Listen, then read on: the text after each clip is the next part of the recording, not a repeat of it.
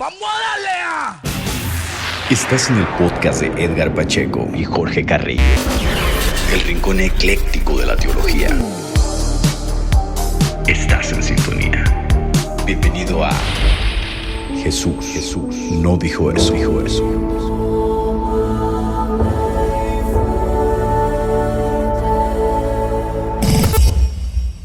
Hola, ¿cómo están? Un gusto saludarles nuevamente en este capítulo más de Eso no dijo Jesús. Es un placer para mí estar en esta tarde con el tremendo Jorge Carrillo, el Milei de la apologética por allá hasta Argentina. ¿Cómo estás, Jorge? Sí, casi que decís eso, no dijo Kant, ¿eh? Casi que decís Casi eso. me salía, ¿verdad? Casi me salía, sí, no, pero lo rectifiqué. Venga. Todo bien, perrito. ¿Viste que ahí dice el trelewense? Pues yo soy de Sí, la Patagonia, pibe. Soy de el la trelewense. Patagonia. Se oye así como un nombre indígena, algo así, eso de trelewense, ¿eh? Sí, Así como sí, una etnia. Trelew es Sí, un nombre ¿verdad? indígena. Sí, sí. Oye, hoy vamos a tratar un tema que es bien interesante y que pues, se puede decir que desde el siglo XVIII ha tenido en jaque a muchos cristianos y que ha delimitado pues el alcance de la teología de muchos cristianos que se sienten abrumados con el tema de la evolución y que tú sabes que una vez que se asume ese tema, como que la visión, la visión que tienes del cristianismo como que se ve un tanto afectada, por lo menos algunos piensan que es así, ¿no? El tema de la evolución. ¿Tú qué piensas al respecto? Sí, sí, claramente se ve afectada. Hay como tres grandes posiciones respecto de eso. Por lo menos las identifico yo, no sé qué me dirás vos. Tenemos como en primer lugar una visión creacionista, literalista, representada más que nada por el mundo fundamentalista, donde se interpreta literalmente el Génesis. Cada día de la creación significa, es literal un día, ¿no? Y Dios crea las especies y toda la diversidad natural en una semana. Claro. Está una posición que podríamos decir intermedia, que es el famoso diseño inteligente, que está Así es. basado en los últimos descubrimientos de la biología molecular, el tema del ADN y todo eso. Bueno, ahí buscan a Dios en el diseño de la creación. Ahí eso está conformado por autores que inclusive no son cristianos.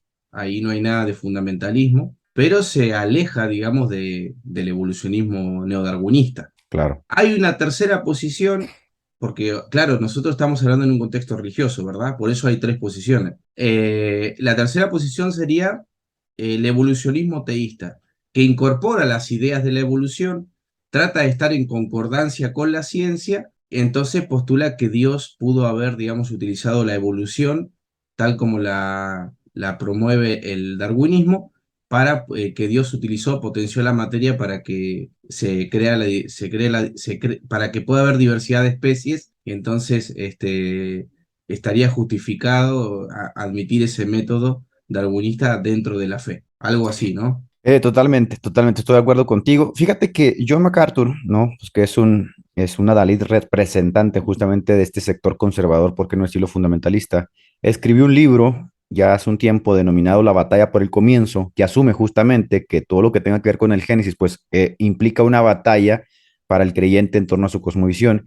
Y en ese libro, a grandes rasgos, él les pone como esa visión conservadora que tú acabas de mencionar en la primera fila, ¿no? Del creacionismo, aludiendo como parteaguas así que la posición que un cristiano tenga, que lo dije al principio, en torno al comienzo de la vida y el relato de Génesis, pues va a comprometer posteriormente toda la visión de forma holística que ese cristiano va a tener acerca de Dios y por qué no decirlo acerca del mundo, acerca de la vida, los individuos, etcétera. Y yo creo que MacArthur en ese sentido representa a una de esas tres alas que tú acabas de mencionar que existen con sus respectivas ramificaciones, ¿no? Porque hay muchas respecto a la creación, porque sabemos que el darwinismo naturalista, pues es la visión predominante, ¿no? De la ciencia, ¿no? Presupone que todo se configuró a través de un proceso azaroso, aleatorio, y que de ahí viene la vida, etcétera, etcétera. Pero asumiendo desde una perspectiva religiosa, creo que predomina esta visión conservadora, se puede decir de alguna forma, más allá que aquella visión que tú mencionaste en medio, que es la del diseño inteligente, etcétera, etcétera, aunque también es muy interesante y creo que deberíamos de analizarla, ¿no? Así es. Predomina fundamentalmente porque si consideramos, por ejemplo, la tercera posición, que es la evolución teísta, trae aparejado ese pensamiento varias cuestiones teológicas que tendríamos que analizar aquí, ¿no? O sea, la evolución teísta, que es, digamos, la parte más extrema de estas tres posiciones, postularía básicamente tres grandes cosas. Yo te las enumero y si querés las vamos desarrollando un poco. La primera, Dios habría potenciado la materia desde cero para que ésta evolucione hasta crear la diversidad de las especies que tenemos hoy en día. O sea, la evolución en este caso sería algo que tiene finalidad, algo teleológico, que Dios lo conduce, Así es. pero es como que impulsa, le da un impulso a la materia para que se desarrolle. En segundo lugar, en el caso específico del hombre, que sí descendería del mono, pero en todo caso, cuando el cuerpo estuviere preparado, Dios habría infundido el alma humana para que tengamos el Homo sapiens, ¿no? Para que tengamos al hombre concreto. Y en tercer lugar, la evolución teísta postula que dentro de toda esa diversidad de especies, y a pesar de que a través de grandes periodos de tiempo se van desarrollando las especies, no obstante, ahí hay de todas maneras providencia y finalidad. Claro. Bueno, esto es tratar de hacer una especie de concordancia entre la ciencia y la teología, pero el problema es que estas ideas no parecen encajar muy bien con la visión teísta si nosotros tomamos a la escritura como autoridad, ¿no? Para el mundo cristiano. Creo que ahí Y está, creo que ahí está el problema el meollo. principal. Sí, creo que ahí está el medio del asunto, no tanto como el especular e intentar buscar respuestas, sino que la Biblia parece ser un tanto clara en cuanto al aspecto de la creación, ¿no? Por ejemplo, este libro que estábamos leyendo de este señor Leguizamón, que debo ser sincero que nunca lo había leído, pero me pareció muy interesante. Él dice que uno de los primeros problemas que saltan inmediatamente justo a la vista, ¿no? En cuanto a eso que acabas de mencionar del mono, ¿no? De que Dios le infundiría alma a un mono, Sí, un sí. mono, a un homínido, pues, dice que el problema es que al ser le infundía el alma, ese aliento de vida al mono, cambiaría totalmente el contexto de lo que está hablando Génesis, ¿no? De que el hombre se transforma en un ser viviente, es decir, que antes no era un ser viviente, pues, en cuyo caso el mono tendría que haber estado muerto, dice él. Ahora, si polvo de la tierra en realidad significa mono, entonces cuando la Sagrada Escritura dice unos versículos más adelante que después de la muerte nos convertimos en polvo, pues tampoco tendría mucho sentido, ¿no? Si te das cuenta, aquí el meollo del asunto está en cómo tomamos el texto de Génesis, ¿no? Si lo tomamos de forma literal, si lo tomamos de forma metafórica, si lo tomamos de forma simbólica, y en torno justamente a esas preguntas que se empiezan como a desprender una serie de problemas que luego se tienen que ir atajando. Porque, por ejemplo, los evolucionistas teístas tenían que responder a ciertas cuestiones, pero también los literalistas, también los que tienen una visión diferente, y creo que por ahí se va dividiendo justamente en aras como de que casque mucho mejor con la visión que tú tienes, ¿no? Sí, sí, sí. Por ejemplo, el tema que vos mencionabas recién, el tema de pensar que el hombre viene del mono y a través de millones de años se va desarrollando ese mono hasta que luego se convierte en un homínido y se le infunde un alma humana. En realidad, Sí, este autor, como está también comprometido con el mundo con el aristotelismo y el tomismo, hay que entender un poquito qué quiere decir con eso él, porque según Aristóteles, hay como 4 grados del ser. Él dice que, por ejemplo, tenemos la materia inanimada, de la materia inanimada pasamos al mundo vegetal, que tiene un alma vegetal, y se va perfeccionando el ser a un tercer estadio, el animal, que tiene alma animal, ¿no es cierto? Pero también tiene sistema nervioso, tiene sensaciones. Y en cuarto lugar tenemos al hombre, que tiene un alma racional, a diferencia así del es, animal, ¿no es es cierto? sensitiva, sí, Lo interesante que hay de fondo en ese planteo es que cuando nosotros morimos podemos pasar a la materia inanimada, ¿no? Podemos cambiar al mundo inorgánico, pero lo que no puede pasar es que haya un salto del mundo vegetal al animal, del animal al hombre. ¿Por qué? Por el principio ilemórfico que también manifiesta ahí el autor. sí, Porque muy la buenísimo, materia... ¿eh? ¿Eh? Buenísimo, digo, el principio Ah, ese que acabas de mencionar, ilemórfico. claro, porque la materia debe estar preparada para ser informada por la forma. Entonces, la forma determina lo que una cosa es. Entonces, no puede haber como una gradación del mono hasta convertirse en hombre, sino que tiene que ser el cuerpo del hombre con las especificaciones del hombre Claro. para poder ser hombre. Él dice en este caso que ningún ser viviente puede rebasar los límites de su propia causalidad, ¿no? Produciendo efectos Exacto. de un orden, o sea, produciendo efectos de un orden superior al de su propia forma. O sea, decir que la materia inanimada por causas azarosas terminó produciendo la conciencia, por ejemplo, y con ello la comprensión del universo, es casi peor que decir que de la nada se produce todo, ¿no?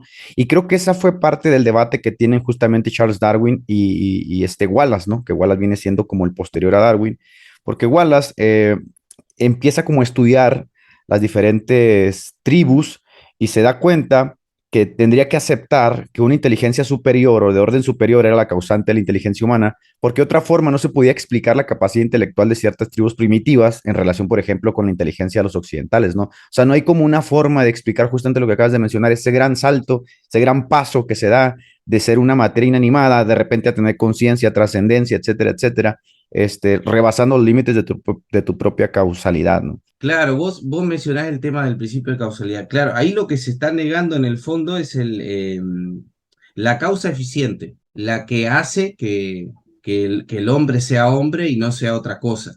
Como Claro, para que los espectadores entiendan. Por ejemplo, si yo quiero tener una mesa y tengo el tronco de madera, necesito al carpintero para que la convierta en una mesa, ¿verdad? claro, Entonces, si yo quiero pasar del mono al hombre, yo necesito una causa eficiente. En este caso, para el creacionista tiene que ser Dios, que toma del barro, toma de los elementos de la tierra y forma al hombre, como dice el Génesis, ¿no? Entonces, esto exacto. dice Leguizamón, tendría más lógica que decir y afirmar este salto cualitativo o cuantitativo del hombre al mono, ¿no?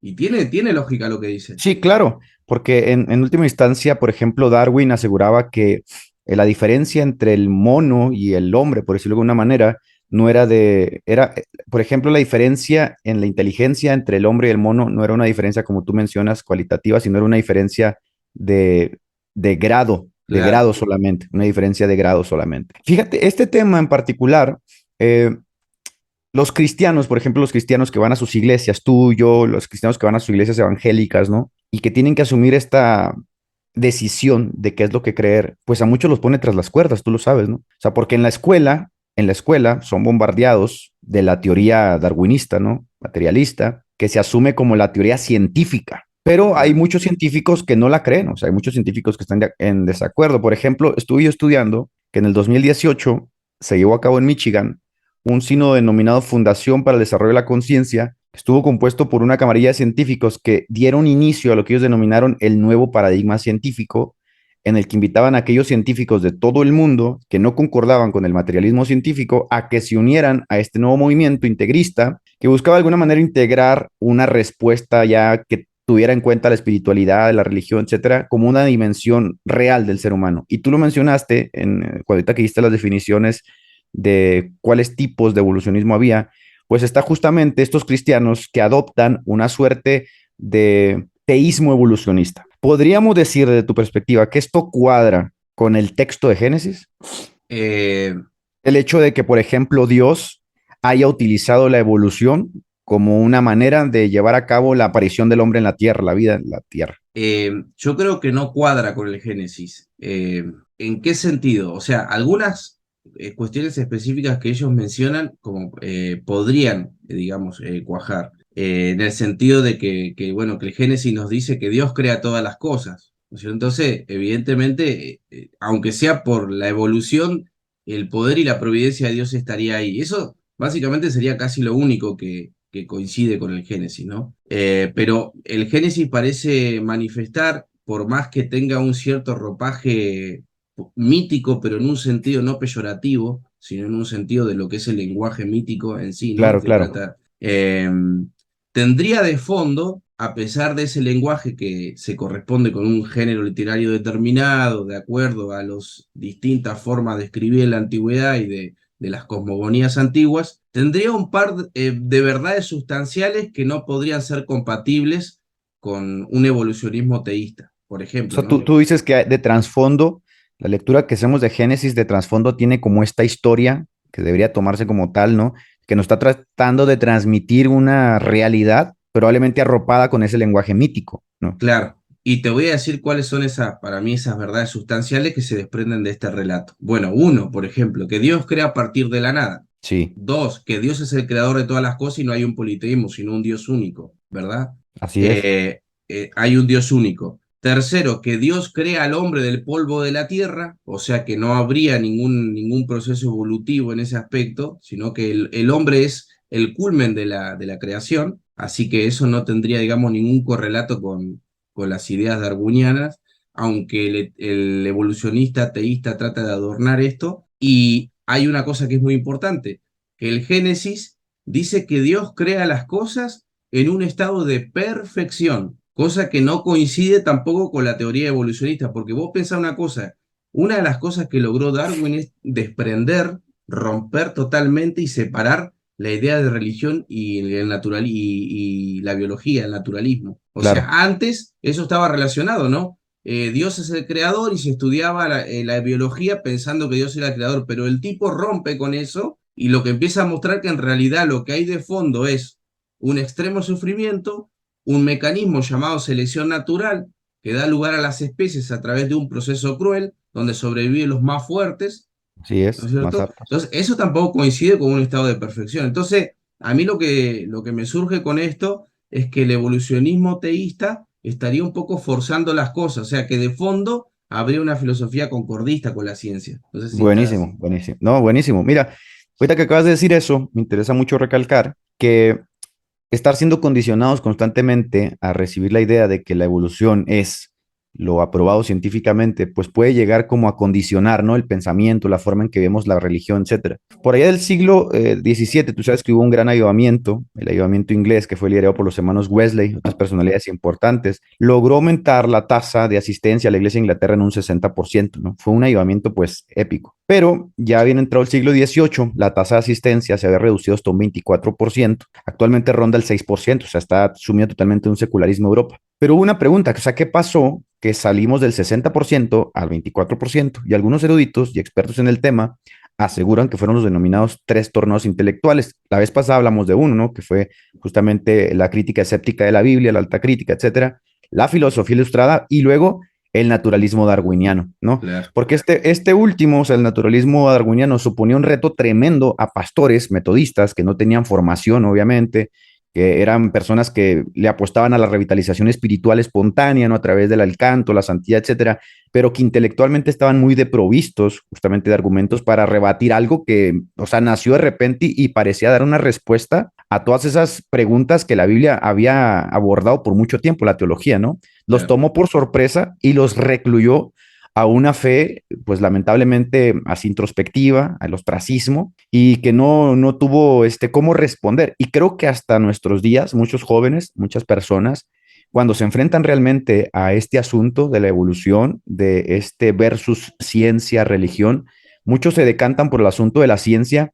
no porque la religión no ofrezca respuestas profundas, sino porque este condicionamiento que existe 24/7, ¿no? De la ciencia como este paradigma o esta panacea que responde todas las preguntas, es muy difícil de sortear, Carrillo. O sea, si tú envías a tu hijo a la escuela y 24/7, ¿no? Está siendo bombardeado constantemente, ¿no? Que la ciencia y los divulgadores científicos incluso hacen mofa de la religión, es difícil quitarse ese chip. Entonces, yo siento, ¿no? Desde mi punto de vista, que estos teólogos integristas, ¿no? Como lo hace William Craig, intentan como conciliar o dar la imagen de que realmente estamos como a la par, ¿no? Del descubrimiento científico. Y creo que en muchas ocasiones lo que hacen es comprometer todavía más los postulados de la fe teológica, ¿no?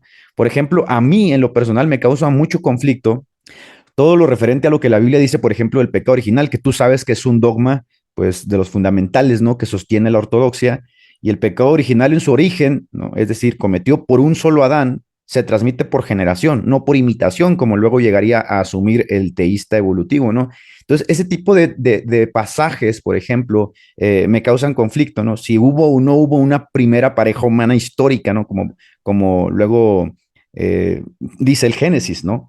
Si realmente venimos de una pareja histórica o si no venimos de esa Eva mitocondrial, ¿no? Entonces, esta idea del pecado original, desde mi punto de vista, desde el teísmo evolucionista, no tiene asidero. Yo pienso eso, no sé tú si concuerdas conmigo o qué tengas que decir al respecto. Claro, ahí está ese gran conflicto entre el monogenismo y el poligenismo.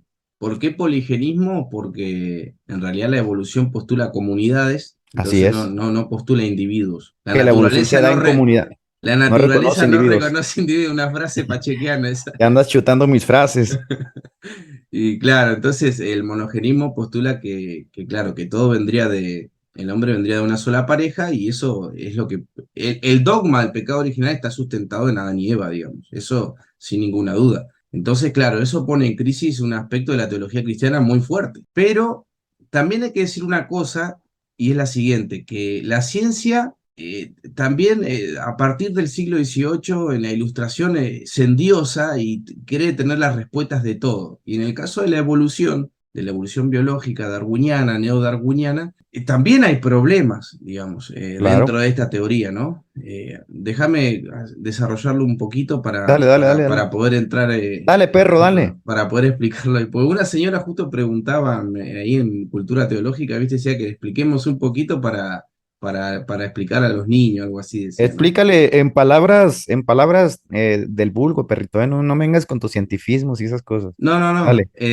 Quisiera decir que, bueno, que la evolución postula como dos grandes miradas sobre las especies, ¿no? Está lo que es la microevolución, que eso está comprobado, que son los cambios accidentales en los caracteres de las especies que son modificadas por el medio ambiente. Por ejemplo, un pájaro los pinzones que observó Darwin, ¿no? Si me permites Que, una pausa breve ahí, desde mi punto de sí, vista, yo creo que eso es lo único que está comprobado, ¿no?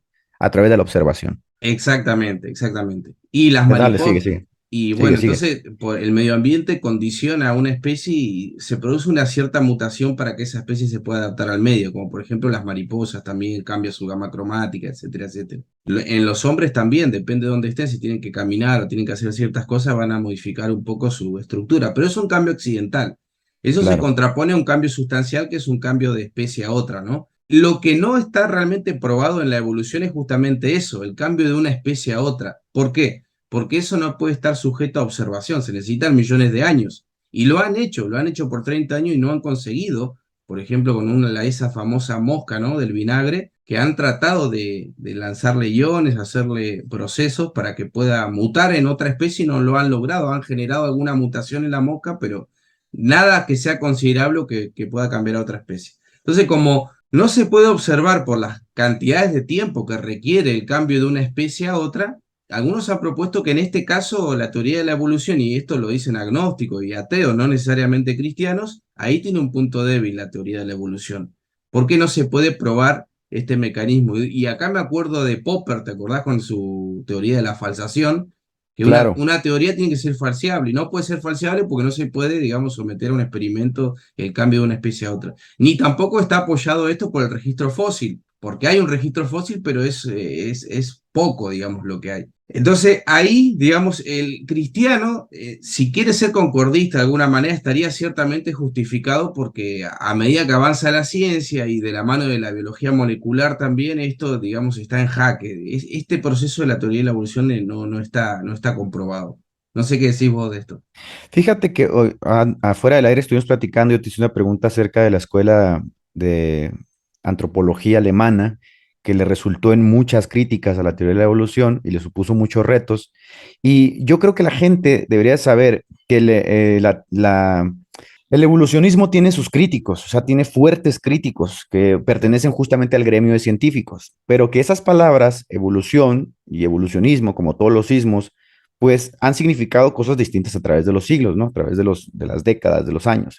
Entonces, hoy nosotros estamos, después de la Segunda Guerra Mundial, como muchas de las creencias que tenemos que se nos dieron como nuevos paradigmas, hoy estamos nosotros ante una visión anglo-norteamericana, ¿no? Que ejerce realmente con una fuerza así dominante sobre el status quo, sobre la conciencia de las personas, que es esa forma de ver la evolución, ¿no? Como ortodoxia, ¿no? Como esto es lo aceptable, esto es lo que hay, y los críticos que hayan, sean parte del gremio, no son aceptados. Y entonces me vino a la mente, por ejemplo, ahorita estaba recordando el caso ese famoso del hombre de Piltdown. No sé si has llegado a escuchar de ese, el famoso caso de Piltdown, que se presentó justamente como el descubrimiento paleantropológico más famoso de todos los siglos, ¿no? Que era como el eslabón perdido de esa transición que tú acabas de mencionar de los fósiles, del registro fósil, pero que resultó ser el más grande fraude de los últimos siglos, ¿no?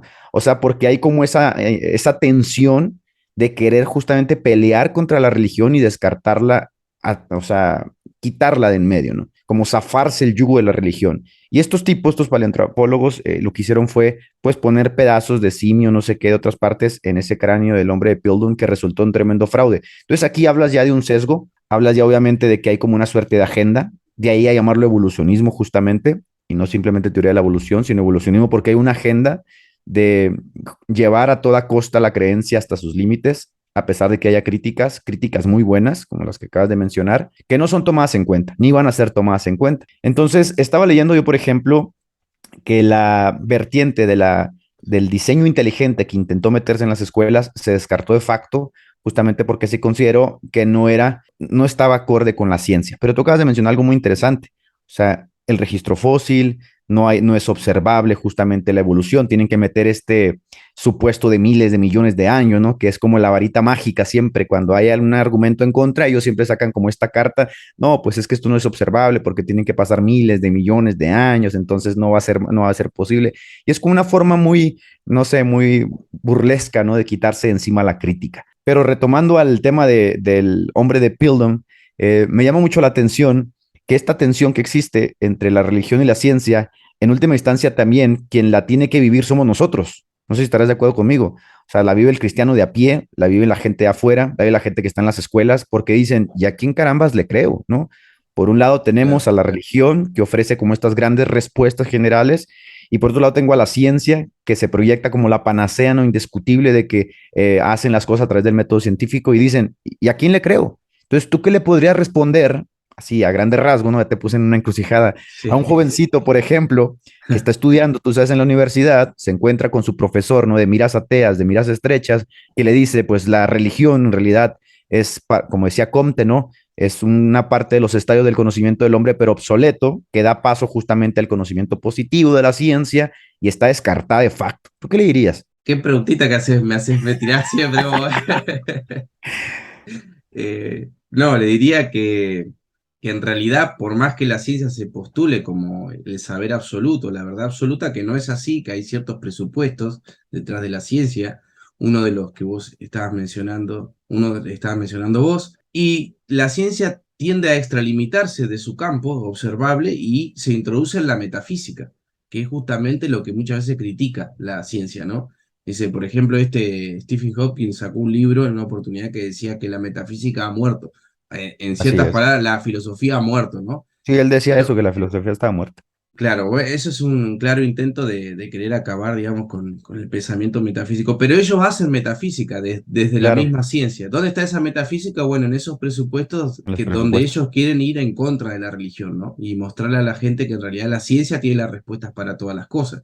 Y la verdad que no es así, que la ciencia no tiene la respuesta para todo, y por eso es necesario equilibrar ese conocimiento que uno va teniendo en la universidad con otro material, que es justamente lo que vos estabas mencionando recién, que los libros de gente que cuestiona a la evolución no están, ¿no?, en editoriales famosas, sino que están en editoriales de segunda categoría, donde uno, bueno, tiene que ir haciéndose de toda esa literatura. Me acordaba justo que este movimiento del diseño inteligente ha profundizado mucho el tema de la biología molecular. Entonces, elaboró un argumento que es bastante llamativo, que ellos le llaman el argumento de complejidad irreductible. No sé si lo has Sí. escuchado, ¿no? Sí, sí, claro, por ejemplo, que por ejemplo, el sistema inmunológico vendría a formar parte de esa complejidad Claro. reductible, ¿no? Y que justamente en el mundo molecular, en estos microorganismos, ¿no? Que ahora son observados con grandes microscopios, que antes, bueno, en la época de Darwin, eso no había acceso a todo Yo, eso. yo, yo estaba leyendo, perdón, perrito, que te interrumpa, pero Sí, creo que es pertinente decirlo respecto a lo que dices, que Darwin, por ejemplo, pensaba que la célula pues era casi, casi como un pedazo de tierra, o sea, no tenía el conocimiento que hoy tenemos en torno a la célula como tal, ¿no? De haber observado a la célula y ver la complejidad de lo que está compuesta. Para él los procesos eran menos complejos de lo que hoy tenemos. Perdón por haberte interrumpido, pero creí necesario no, decirlo. no, no, sí, sí. Creía que era una caja negra, dicen, ¿no? De hecho, hay Una un libro que especie se de llama caja así, ¿no? negra. Sí, sí, Sí, la sí. caja negra de Darwin. Bueno, claro, estas nuevas investigaciones, como para ponerlo en palabras fáciles, porque yo tampoco soy un experto ni nada por el estilo en estos temas, postularían lo siguiente, que los ladrillos de la vida, como el ADN, bueno, y todo lo que configura todos esos microorganismos, no pueden darse de manera progresiva como postula el mecanismo de la selección natural, sino que se tendrían que haber dado de manera espontánea para funcionar concretamente. Y uno de los ejemplos más comunes que ponen es el flagelo de la bacteria, que es como una especie de Sí, colita que tiene la flagelo bacteria, bacteriano. claro, y que es como un motor que tiene un rotor y de esa manera se mueve la bacteria, ¿no? Entonces dicen, si desarmamos ese motor o sacamos una pieza, dicen esto del diseño inteligente, la bacteria quedaría inútil, ¿no? O el ojo Parece que una tiene. obra, Oye, perdón, es que tú miras, por ejemplo, el funcionamiento perfecto del flagelo bacteriano y dices, es que esa es una obra de ingeniería, chabón. O sea, es que Exacto. eso no puede haberse desarrollado de forma paulatina, aunque pasaran miles de millones de años. Esa es Claro. una obra detallada de ingeniería y así como esa obra a nivel molecular, hay miles de partes complejas, ¿no? De los seres vivos que son, o sea, que es imposible verlas de otra forma más que a través de la sabiduría y el diseño de un creador inteligente, obviamente, ¿no? Claro, y es como dicen algunos creacionistas, dice, hay que tener más fe para creer que esto es producto del azar que producto de un creador inteligente. La verdad que es bastante razonable pensarlo así. O sea, es muy difícil pensar que algo azaroso, algo que digamos que no tiene finalidad como es la selección natural, pueda crear seres tan complejos, ¿no? Creo que el único caballito de batalla que tienen es la cantidad de años, pero eso no significa nada, porque, por ejemplo, la probabilística que ha intentado demostrar a través de la matemática, todo eso, le dan números astronómicos de posibilidades de que, no sé, que un mono escriba, por ejemplo, la palabra Shakespeare en una máquina de escribir. O Sí, sea, sí, sí, sí. es Dicen que increíble. con el suficiente tiempo eso sucedería, ¿eh? O sea, le apuestan tanto a los procesos azarosos y aleatorios de la creación, por decirlo de alguna manera, que ellos realmente creen que si le hace el suficiente tiempo a un chango y va a terminar escribiendo la obra de Shakespeare, ¿no? O bueno, acabas de mencionar este asunto de la complejidad irreductible que a mí me parece muy interesante. Te acabo de decir, viendo las imágenes del flagelo bacteriano, dices, es una obra de la ingeniería. Para los tiempos de Darwin, pues posiblemente esto no era tan así, ¿no? Y entonces Darwin avienta unas frases porque también él se queda sorprendido y avienta una frase en especial sobre el ojo, la complejidad del ojo, ¿no? El ojo humano, que, o sea, la complejidad del ojo humano es impresionante. Y él dice, la razón, me dice él, una de sus frases, dice, que si puede demostrarse que existen numerosas gradaciones desde un ojo sencillo e imperfecto a un ojo complejo y perfecto, siendo útil cada grado al animal que lo posea, mi teoría quedaría descartada. Bueno, pues eso es justamente lo que propone la, la, el, la propuesta perdón, se me fue el nombre, de De la la complejidad irreductible. de la complejidad reductible, ¿no? Si tú quitas una parte del ojo, el ojo deja de funcionar como tal, ¿no? Entonces tiene que haberse formado como tal en esa complejidad como lo es el flagelo bacteriano, ¿no? Que si tú quitas una de las piezas del flagelo bacteriano, queda inservible, ¿no? Queda totalmente inservible, como lo fue una trampa de ratas también, algo así. Claro, me gustaría decir algo que no lo mencionamos, pero que lo podemos decir y es así, por lo menos hasta hoy, es que la teoría de la evolución tampoco tiene alguna hipótesis o algo sobre el origen de la vida, ¿verdad? O sea, Así es es. como que no hay respuesta sobre eso. Y algo que decía también Leguizamón, algo que me parecía interesante, que bueno, yo desconozco estos campos, pero lo menciono por ahí si alguien sabe más puede aportar algo. El tema de la segunda ley de termodinámica, ¿no? Que en realidad él dice que si nosotros postulamos que de la materia inanimada se puede producir la vida, la segunda ley tiraría todo eso, porque en realidad no tiende, digamos, la materia inanimada a producir más vida, sino que tiende a morir, digamos, a la muerte térmica, ¿no? Y a producir Así es. desorden, ¿no? Así es, así es. Y él decía, por ejemplo, si ponen a un fitito, ¿sabés lo que es?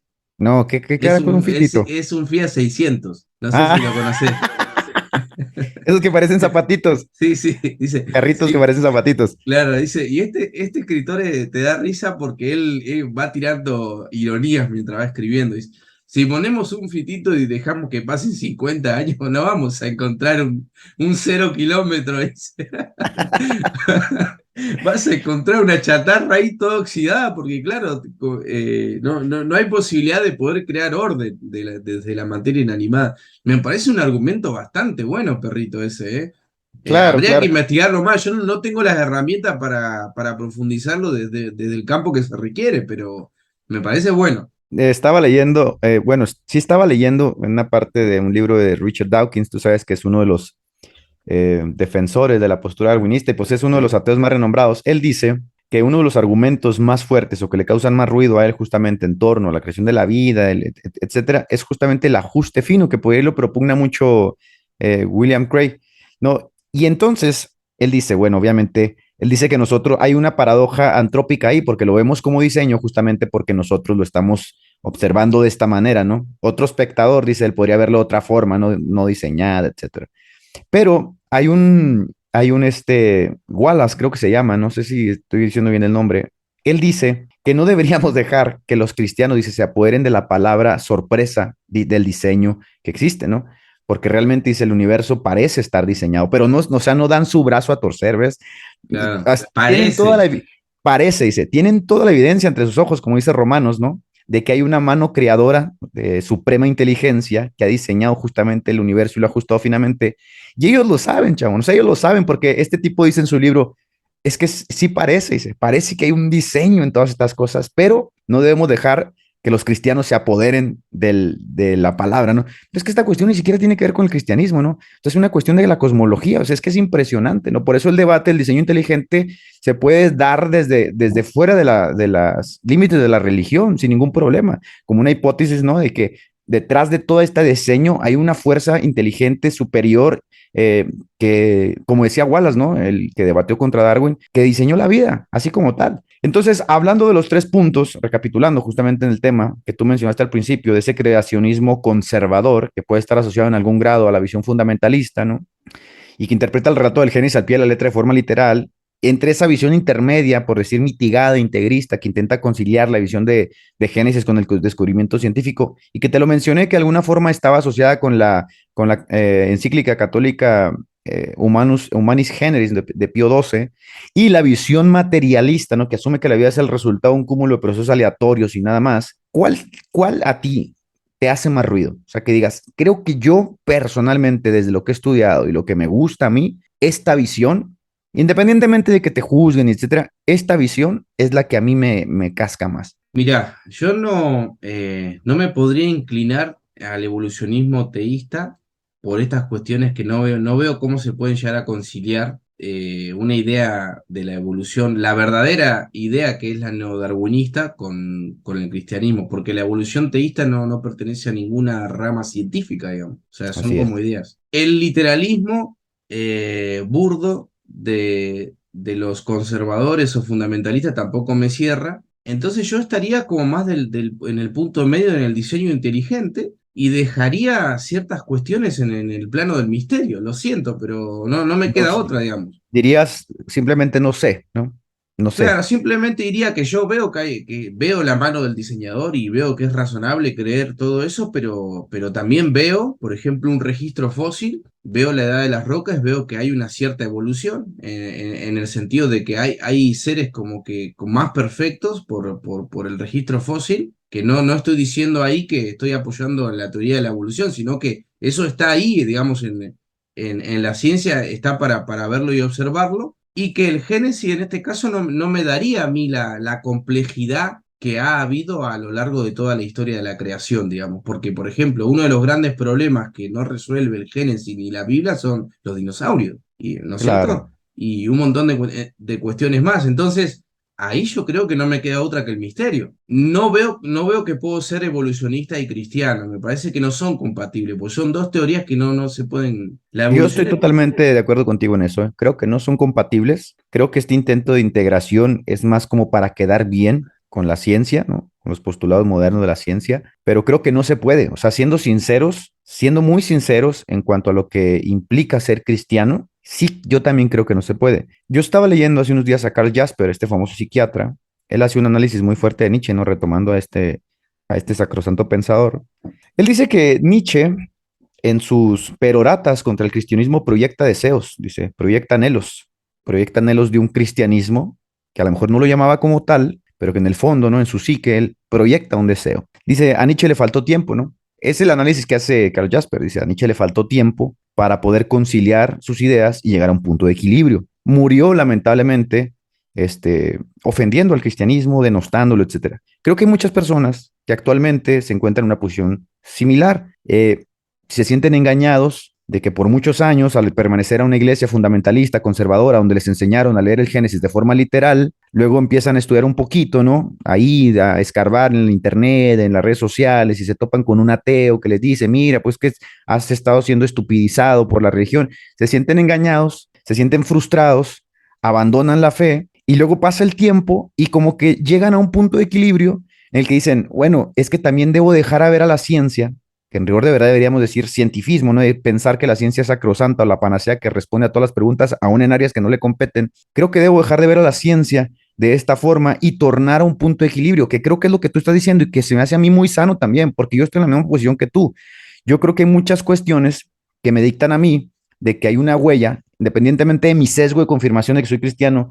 Yo digo, cuando yo fui, que me alejé del cristianismo y que renegué de Jesús, yo seguía diciendo, es que es muy evidente, yo no puedo ser ateo, yo no puedo asumir las presuposiciones, ¿no? Del darwinismo naturalista, porque me es muy evidente, así como le es muy evidente a otros, ¿no? Que lo profesan desde la religión, me es muy evidente que hay una huella aquí, hay una huella que hay una mano creadora, una mano inteligente. Carl Jaspers también habla de Kierkegaard y dice que Kierkegaard estuvo en el mismo proceso, en el mismo conflicto de Nietzsche, como en el que han estado muchas personas a través de los siglos, ¿no? Las cuestiones religiosas y las cuestiones de este conflicto y tensión entre ciencia y religión, que no sé quién era el pensador que decía, ¿qué tiene Jerusalén con Atenas, ¿no? ¿Quién era este Tertuliano.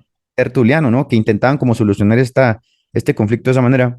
Dice Kierkegaard tuvo el tiempo de ahondar en las profundidades teológicas y crearse justamente un punto de equilibrio que lo llevó a vivir el cristianismo de alguna forma, ¿no? Pero nosotros hoy, Carrillo, tenemos, por ejemplo, en Europa una tasa de secularismo impresionante que Claro. pasó de tener de 60% de la asistencia a la iglesia de Inglaterra al 6% y bajando, gracias justamente a la visión del darwinismo, ¿no? De la filosofía ilustrada, de la crítica a la Biblia. Esto también, obviamente, nos compete a nosotros como latinoamericanos, porque también nuestros jóvenes se ven enfrentados a este tipo de posturas. ¿Tú crees, desde tu perspectiva, ¿no? Y te lo digo sin afán de que me respondas así de forma totalitaria, no puedes dar tu punto de vista. ¿Tú crees que la forma de salir al quite en cuanto a esto sea la apologética cristiana? Eh, La Vamos a ver. evidencialista, por decirlo de alguna forma, la apologética evidencialista, o la presuposicionalista, si quieres, que Claro. tiene, No, que tiene que haber un tipo de formación. la evidencialista me parece que entraría más acá. Y en algún sentido eso va a depender mucho de las necesidades de la persona y de la situación en la cual se ve.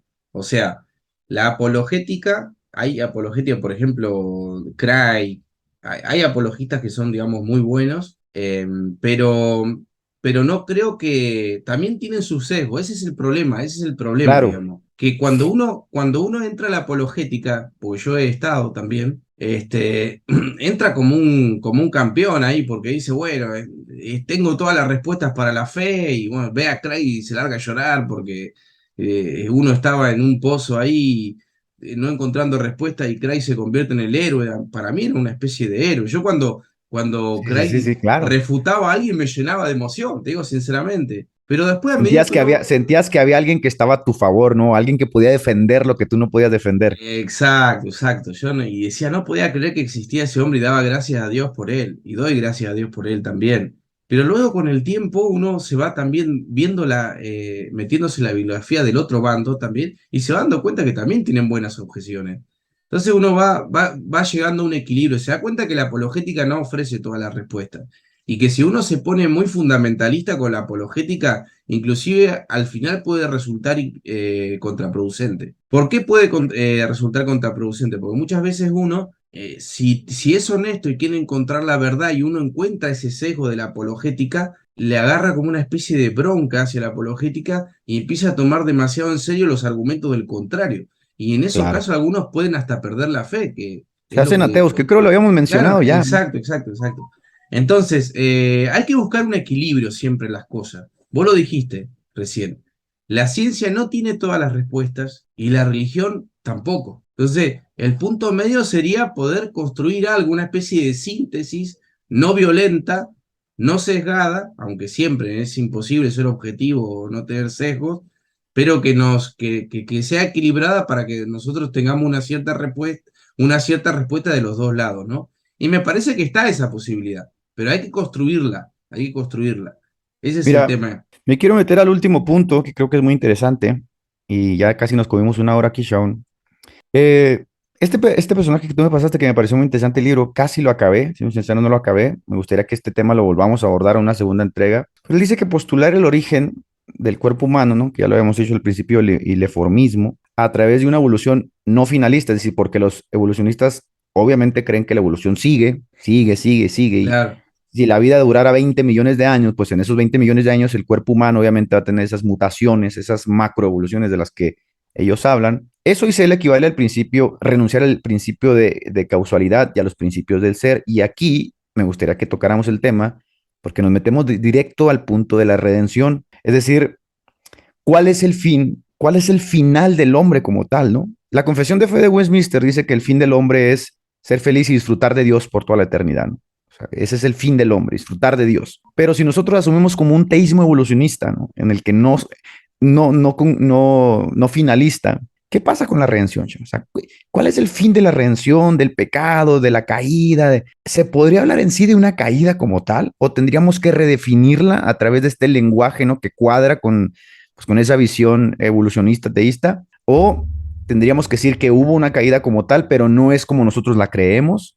¿Qué podemos decir de la redención? ¿Cuál es el papel realmente de Jesús al venir a morir, etcétera? ¿Tú qué piensas de eso, Gerardo? No, creo que tira por la borda a la redención y te voy a explicar por qué. Si el evolucionismo es cierto, como está determinado por un flujo constante, ¿no? Si es cierto, entonces no hay especies. Eso es lo que quiere decir el autor. Vos fíjate, mira todo lo que se sigue de ahí. Si no Sí, hay especie, entonces no hay naturaleza de las cosas. Que eso es la naturaleza de las cosas, el principio de las operaciones, ¿no? que son problemas metafísicos en sí, ¿no? Claro, exacto. Si no hay naturaleza de las cosas, tampoco, dicen los especialistas, tampoco hay derecho natural. Si no hay derecho natural, por ejemplo, tampoco se puede, Ufa, o sea, como que se va complejizando, ¿no? No hay nada que se pueda determinar. se vuelve un problema dantesco realmente. Sí, sí, y entonces la redención, ¿qué sentido tendría? Inclusive vos sabés que hay un católico que intentó conciliar la evolución que fue Teilhard de Chardin, Sí, sí, sí, que Chesterton le ¿no? tira durísimo a ese tío, ¿no? Sí, sí, así es. Entonces, no, me parece que no es posible. Hay una cita, ¿vos la tenés para leerla o querés que la lea yo? Porque me Eh, imagino que vos la querés leer, o la dale, tenés por dale, dale. ahí. ¿La tenés? Ah, Te dejo ese privilegio a ti, dale. dale, dale, dale. La quiero leer porque está en ese libro de Leguizamón. Dice lo siguiente: el evolucionismo destruye total y definitivamente la mismísima razón por la cual la vida misma terrenal de Jesús habría sido supuestamente necesaria. Destruida a Adán y Eva y al pecado original, y entre sus escombros hallaréis los lamentables despojos del Hijo de Dios. Si Exacto. Jesús no fue el Redentor que murió por nuestros pecados, y esto es lo que el evolucionismo significa, entonces el cristianismo es nada. Tremendo, ¿no? No, pues es que mira, la otra vez tú y yo estábamos platicando acerca de la visión de William Craig. Tú sabes que William Craig es un ícono en torno a la apologética cristiana, pues que le llama la atención su pensamiento porque es un tipo muy versado, una buena retórica, etcétera, etcétera. Es un tipo inteligente. Nosotros somos basura, chabón, ante ese tío, ¿no? O Sí, sea, el tipo es, nosotros quizás estamos hablando aquí barbaridades, ¿no? Imprecisiones, pero la realidad es que yo te hice una pregunta otra vez y que lo comentamos. Este tipo propone en su nuevo libro, que en rigor de verdad yo no lo he leído todo, pero me pareció muy interesante la idea principal del Homo heidelbergensis, que en algún momento de la evolución de los homínidos, Dios le mete el alma al Homo heidelbergensis. un Perdón chango que me es. tan, no, perdón que me dé tanta risa, pero es que eh, a mí me parece ridículo, no lo digo desde un sentido teórico porque el tipo es muy inteligente, pero me parece muy ridículo que simplemente votes al carajo toda la Biblia, o sea, que simplemente te la pases por donde quieres y digas, no, no, mira, para quedar bien con la ciencia, vamos a decir que Dios le metió al mono ese de Albergensis el alma y de ahí procedió todo. Carajo, o sea, pues entonces votemos las Biblias de las iglesias, votemos las Biblias, dejemos de leer las Biblias y hagamos nuestras propias visiones, nuestras propias especulaciones y partamos de ellas. ¿No? Pues ¿cuál es el problema? Ahora yo sé que fue recibido con muchos honores esa lectura, ese escrito. A mí se me hace una ridiculez y a mí se me hace, como te dije la otra vez, que es un intento concordista, integrista, de tratar de quedar bien con los postulados modernos de la ciencia y que dejen de llamarnos trogloditas, retrógradas, pero en última instancia, si logras superar el trauma psicológico que te cause, que te llamen troglodita, hombre, tú puedes vivir una fe riquísima que hace, que hace clic, justamente como lo que acabas de decir, con la redención, con el pecado, con la caída, etcétera. ¿Cuál sería el problema, chabón? Tienes 70 años aquí en la tierra, no, no te va a pasar nada. Claro, mira, yo cuando agarro un libro de estos temas, lo abro, ¿no es cierto? Lo abro así y empiezo a leer y veo. Timothy Keller dice que en realidad el pecado original no es una doctrina fundamental. Después leo otro que dice, acá hay una exégesis donde en realidad no quería decir lo que decía. No, listo, yo ya abandono ese libro. Porque claro, me doy cuenta que Sí. en realidad lo que se quiere es hacer una teoría concordista, ¿no? De justificar, al final terminar conciliando algo que no se puede conciliar. Es el agua y el aceite en realidad. En ese sentido, Entonces, Craig, yo creo que Craig, este tema del evolucionismo de Adán y Eva lo venía trayendo mal hace tiempo. Esto creo que, sí, viste que ya, Craig, ¿cuántos años tiene ya? ¿Debe tener 60 largo o unos 70? 60 años, ¿no? Unos 60 No, años. más, 70 Más de tiene. 70, unos 70, sí, 70 sí. años. Se nos va Y yo pronto, creo, Calla. Sí, sí, yo creo que él está haciendo su síntesis, es básicamente eso. La verdad que no puedo hablar de su libro porque no lo leí, me gustaría leerlo para quizá para otro programa y poder meternos ahí. Pero escuchame, perrito, me parece que a casa pueden salir dos programas. Claro. Ya, puede salir una segunda parte o el problema del mal. Me parece Uf, que sería buenísimo, ¿eh? ese merece otro programa respecto de estas visiones también, ¿no? ¿Qué te parece? Porque en este libro, se me va el nombre, es que es raro el nombre. Mencióname el nombre del libro que estamos leyendo, Leguizagüey, ¿cómo se llama? ¿Cuál? El libro que estamos leyendo para este programa, ¿cómo se Ah, llama? Raúl Leguizamón. Leguizamón. Este tipo dice algo muy interesante en torno a eso que acabas de mencionar del mal, que no vamos a abordar ahorita, pero, o sea, de una forma concatenada, cuando tú sigues la conclusión lógica, ¿no? De los postulados darwinistas, nada impide, por ejemplo, que asumas el darwinismo social, nada lo impide. Ah, claro. O sea, esa imposición del más fuerte sobre el más débil, nada lo impide, John. Y tampoco nadie impide que te rijas por esas leyes, por esas reglas, por esos convencionalismos y que nos matemos y nos pedacemos unos a otros, porque al final de cuentas somos naturaleza, ¿no? Burdos procesos azarosos. Entonces, sería muy interesante tocar ese tema y también sería muy interesante en una entrega posterior, porque el tema da para mucho, abordar los postulados del diseño inteligente, que creo que son muy interesantes, y ver qué le podemos sacar de ahí. Solamente para recapitular, que tú ya me dijiste tu postura, a mí me gustaría decir que yo en lo personal sí estoy muy tentado como a ver esa parte de los conservadores como viable, también con mis reservas de decir, pero hay cosas en las que me reservo y en las que debo seguir estudiando porque hay cosas que son misterios y que son misterios aun cuando la sacrosanta ciencia diga que no, ¿no? Entonces, hasta ahí mi opinión en cuanto a ese asunto, pero habrá otras personas que puedan asumir otras posturas y que las hay, que no hay ningún problema, pero creo que es pertinente que digamos que quitarnos ese chip de que la ciencia tiene todas las respuestas es algo indispensable para poder abordar estos temas con un poquito más de objetividad. Exactamente. Sí, estoy completamente de acuerdo. Me parece que tiene que haber otro programa porque surgen muchas cosas más, pero ya pasó una hora, pues tengo más cosas para decir, pero bueno, dejémoslo para otro programa y vamos a ir profundizando. Me parece que se puede indagar más sobre el problema del mal. Me parece que ahí, y sobre todo por lo que postula la teoría de la evolución, que en cierto sentido tiene razón respecto del mal de la naturaleza, ¿no? Y ahí, aparte que hay distintos tipos de males, ¿no? Pero el mal de la naturaleza, ¿no? Que en este momento se está dando una guerra sangrienta en el mundo natural, ¿verdad? Esto es real, Claro, esto no claro. es ni... Y el hombre sufre también, entonces esto hay que tratar de verlo desde la teología, dar una respuesta, me parece a esto, ¿eh? Eh, Excelente, gracias Jorge Carrillo nuevamente por haber estado en este programa. Ha sido un privilegio. He visto que los programas han estado teniendo muy buena respuesta, a la gente les así es. agrada, les han estado gustando y estamos abiertos justamente a considerar si ellos proponen algún tema que nosotros podamos abordarlos desde nuestra visión, ¿no? Estudiarlo, etcétera, como lo hacemos o como lo haces tú también en otros podcasts. Y de mi parte, pues no hay nada más que agregar, probablemente lo abordemos en otro programa. Así que agradecerte por la participación, por tu tiempo. Y recuerden que nos pueden encontrar en todas las plataformas digitales, en tus redes sociales, Cultura Teológica. No sé si tengas un podcast tú especial en Spotify o algo así de los que tú haces. No, yo abordo distintos temas, pero ahí en YouTube, en Cultura Teológica, también estoy con un programa de las religiones que lo hago los sábados, así que es una nueva serie también, que es algo Bueno, distinto a esto. por ahí lo pueden encontrar en Cultura Teológica para que se suscriban. Mis canales, mis redes, pues ya saben, eso no dijo Can, que ahí mismo subimos estos programas de Jesús no dijo eso. Mis redes sociales es Edgar Pacheco. Por mi parte es todo, Jorge. Un abrazo hasta Argentina. Que estés muy bien. Nos vemos el próximo capítulo. Un abrazo, Edgar. Venimos del chango, perrito.